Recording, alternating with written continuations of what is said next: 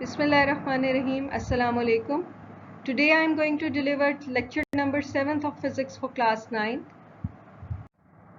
Kinematics, the second chapter that we started in the previous lecture.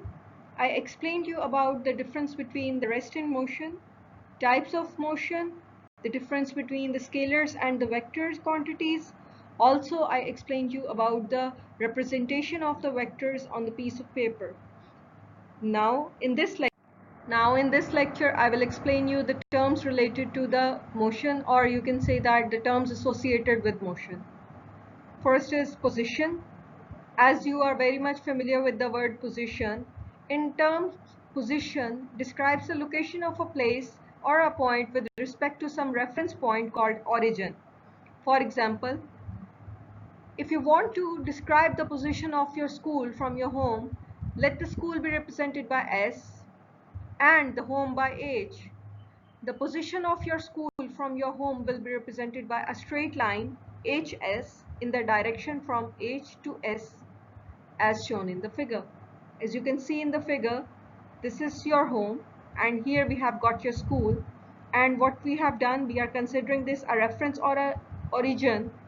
What will we do? We will draw a straight line in the direction of your school and we'll mark the arrowhead which will show that the direction of the school. So that is how we can show the position of any location or any place. The next term is distance.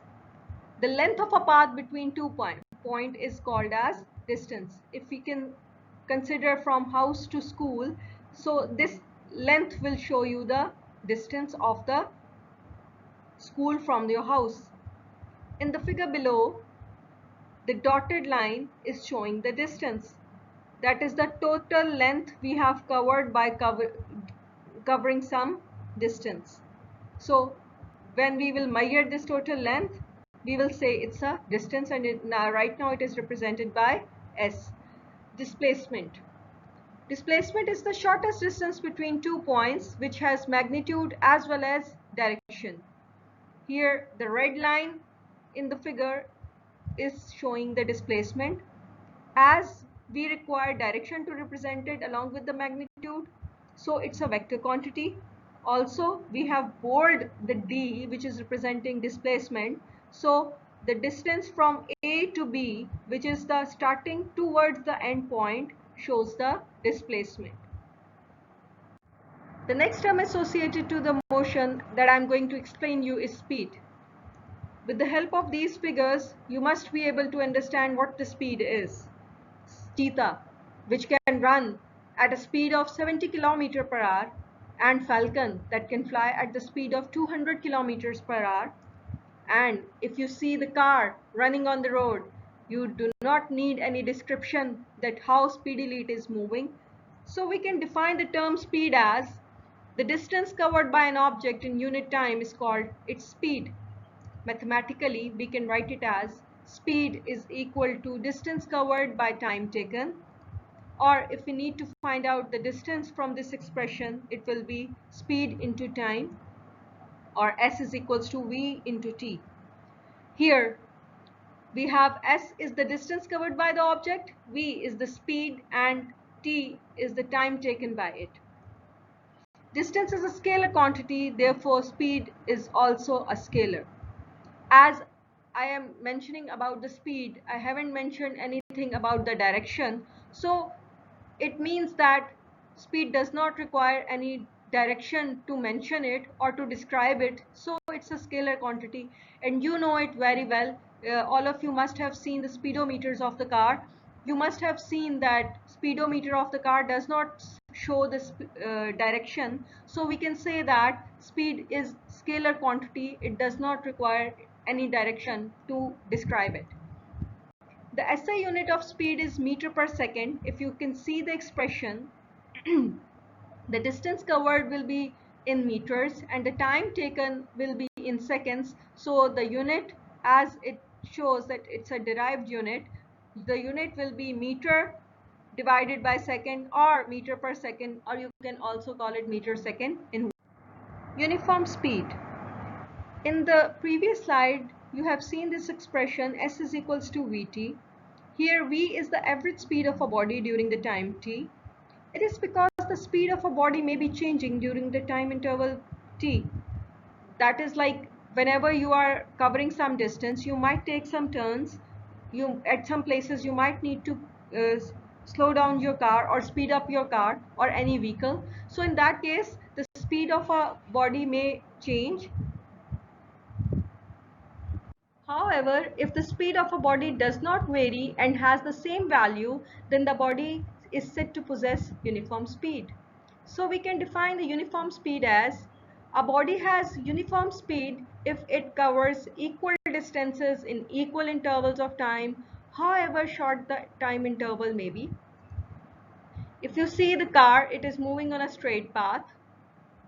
It might be possible that in equal intervals of time, you may take the equal intervals to be 2 seconds. It is covering the distance of 10 meters, let's say. So in that case, that after each 2 seconds, it is covering the distance of 10 meters, we can say that it is having a uniform speed. Okay, this is the side information taken from the book. It's very important. A motorway speed camera, a LiDAR gun, is light detection and ranging speed gun. It uses the time taken by the laser pulse to make a series of measurements of vehicle's distance from the gun. The data is then used to calculate the vehicle's speed. Now, velocity. Velocity tells us not only the speed of a body but also the direction along which the body is moving. Velocity of a body is a vector quantity. It is equal to the displacement of a body in unit time. We can define velocity as it's a rate of displacement of a body. Mathematically, we can write velocity as displacement by time taken. V is equals to d by t, or d, which is displacement, is equals to vt. Here, d is displacement of a body moving with the velocity v in time t. SI unit of velocity is same as speed, that is meters per second. As you can see, the displacement can also be measured in meters and time again seconds. So the unit of both will be same. The only difference is that velocity is a vector quantity. It needs, just like uniform speed, now we will discuss about uniform velocity. In the expression d is equals to vt, v is average velocity of a body during time t. It is because the velocity of a body may be changing during the time interval t. However, in many cases, the speed and direction of body does not change. In such a case, the body possesses uniform velocity, that is, the velocity of a body during any interval of time has the same magnitude and direction. Thus, a body has a uniform velocity if it covers equal displacement in equal intervals of time, however short the interval may be. Okay, this is the side information from your book. A paratrooper attains the uniform velocity, which is also known as terminal velocity, with which it comes to the ground. This is the point where the weight is acting downward and the air resistance in the upward direction both are equal. At this time, there is no change in the speed of this system, or you can say that a body or the paratrooper is moving with the uniform velocity. So generally, if a car is moving on a straight path, not changing its direction, not changing its speed, so in such a situation, we say that a car is moving with the uniform velocity. So in other words, we can explain the uniform velocity in such a way that whenever a body is moving with the same speed and not changing its direction, we say that it is moving with the uniform velocity. Now I'm going to explain you about very important term associated with motion, that is acceleration. In many cases, the velocity of a body changes due to the change either in its magnitude or direction or both. The change in the velocity of a body causes acceleration in it. So we can define acceleration as the rate of change of velocity of a body. So acceleration is equals to change in velocity by time taken. Just like velocity is a vector quantity, similarly, as acceleration is rate of change of velocity, so acceleration is also a vector quantity and it requires direction for its representation. So mathematically, if we want to find out acceleration, we can find it as acceleration is equals to final velocity minus initial velocity divided by time taken, or Vf minus Vi divided by t. Here A is acceleration, Vi is initial velocity, and Vf is final velocity. The SI unit of acceleration is meter per second per second. Now come to the animation or the video here. You can see the car. Okay, all of you must have seen the accelerators in your cars. What is the purpose of that accelerator? Basically, it speeds up or decrease the speed of the car or the velocity of the car. As you can see the movement of a car, initially its velocity was 0 and with time its velocity is continuously increasing. Here the brakes were applied and instantly the car just stopped and velocity started to decrease. You can see it again. When the brakes were applied, the velocity decreased and the direction of acceleration here is opposite, and here we will say that it's a negative acceleration or deceleration. Uniform acceleration. As you have seen in the previous slides that I have explained you about the uniform speed and uniform velocity. Just like that, in uniform acceleration, the average acceleration of body, if given by the expression A is equals to Vf minus Vi in during time t, let the time t is divided into many small intervals of time. Let's say the time intervals are of 2 seconds. And if the rate of change of velocity during all these intervals of time remains constant, let's say 10 meter per second, then the acceleration A also remains constant. So such a body is said to possess uniform acceleration. In other words, we can define a body has uniform acceleration if it has equal changes in velocity in equal intervals of time, however short the intervals may be. As I have already given you the examples that in time interval of 2 seconds, if the velocity of a body is changing equally, like in after 2 seconds its velocity is changing in such a way that it remains 10 meters per second. So if we will take the ratio of both, initial minus final velocity divided by time, so I will get the acceleration of 5 meters per second square, which is the uniform acceleration. Acceleration of a body is positive if its velocity increases with time. The direction of this acceleration is same in which the body is moving without changing its direction.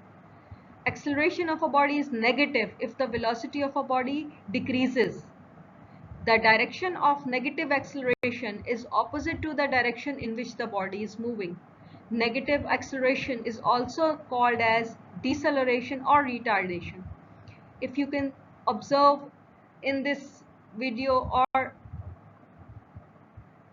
the small explanation, you can see that the speed or of the moving body or this vehicle is increasing with time and it is moving with forward direction. So we can say that the acceleration is positive here. If there would be some speed breaker or the brakes would be applied, in such a situation the speed would be decreased. In such case we say that there is a negative acceleration, deceleration or retardation. Now let's have a graphical analysis of motion. Graph. Graph is a pictorial way of presenting information about the relation between various quantities. The quantities between which a graph is plotted are called variables. One of the quantities is called independent quantity, and the other quantity, the value of which varies with independent quantity, is called dependent quantity. Independent quantity varies independently, for example time. It's not bound to anything or anybody. So usually the time is taken along x-axis, here in the figure we have got this graph paper, and the lines, perpendicular lines drawn on it, these are called the axis. The horizontal line is known as x-axis and the vertical one is called as y-axis. Usually the independent quantities or variables are taken along x-axis and dependent along the y-axis. Hence they are also known as independent axis. This is x-axis, which is the independent axis, and the y-axis, the dependent one. The quantities between which the graph has to be plotted are given in the form of table. Different values are given, as you can see the numbers drawn here. First of all, we take a suitable scale, and with the help of that scale we plot the graph of different shapes, as you can see in the figure. Now again, with the help of graphical analysis of motion, I will explain you the relationship between the two physical quantities. As you can see in the figure, there are three different types of graphs. The first one is position time graph, or in your book it's written that it's a distance time graph. The next one is velocity time graph, and the third one is acceleration time graph. This is basically the preview of the next lecture, that in the next lecture I will explain you how to plot a graph between two physical quantity.